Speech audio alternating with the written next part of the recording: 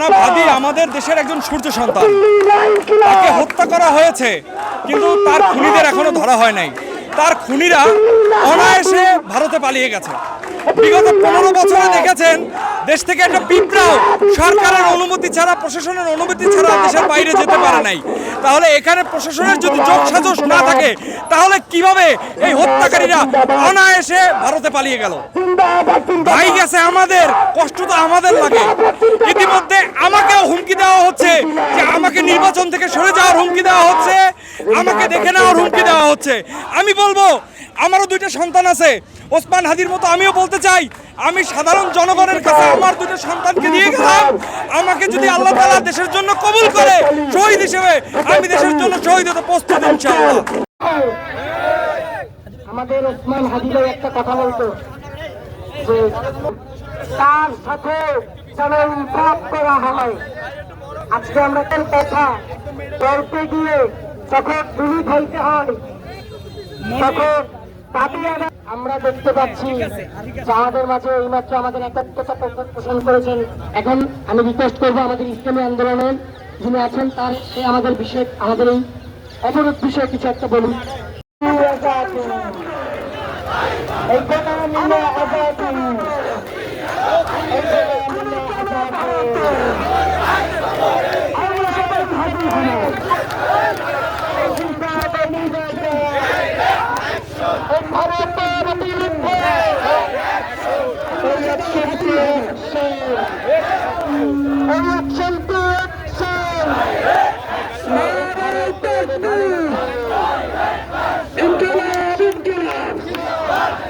একটা আলটিমেটাম দিয়েছিলাম যে আমরা বিকাল পর্যন্ত দেখব যে আমাদের এই সরকার কতদূর পদক্ষেপ নেয়।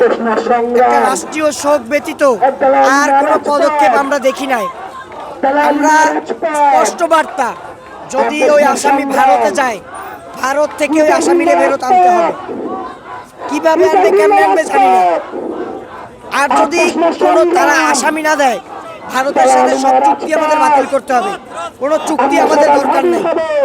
আর হাদি ভাই আমাদের জেলার ছেলে, তার জন্য আমরা সারাত্র এখানে থাকবো দরকার হলে।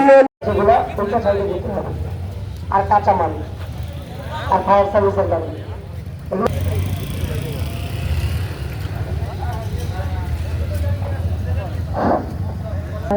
যা হচ্ছে সেটা বরদাস্ত করার মতো না।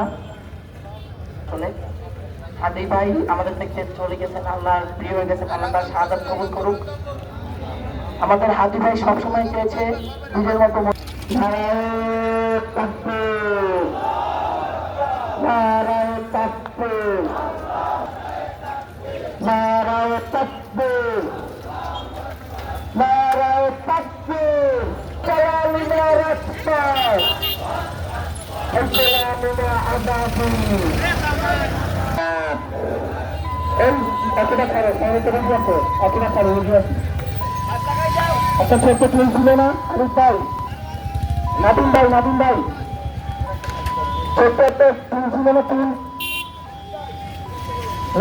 নতুন এবং ফিরে আসা গ্রাহকদের জন্য নগদে চলছে ক্যাশব্যাক সহ প্রতিদিন হাজারো উপহার জেতার সুযোগ। হবে আশা আর ফেরা, সারপ্রাইজ সেরা।